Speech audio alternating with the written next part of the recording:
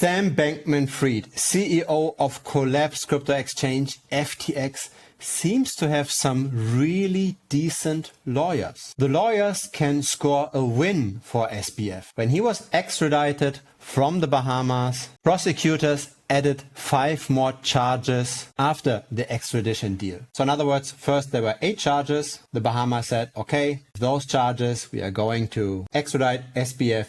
Once he arrived in the US, he got 5 more charges. And so SBF's attorneys were able to challenge those 5 additional charges. Apparently, those get now split up in a separate proceeding. So first, he's only going to get charged with money laundering and securities fraud. This still might be enough for 100 years in prison. There are experts that say something more realistic is maybe 20 years. Let's see how this all plays out. It looks like SBF does have pretty good connections into politics, of course, but also his lawyers seem to make the best out of the situation that they can. Interesting times we live in. CZ from Binance gets charged. All of his customer funds are still fine. Charges against SBF get dropped. That's the world we live in. Just make sure that you don't have exposure to centralized exchanges more than you absolutely need to. I personally don't use centralized exchanges at all.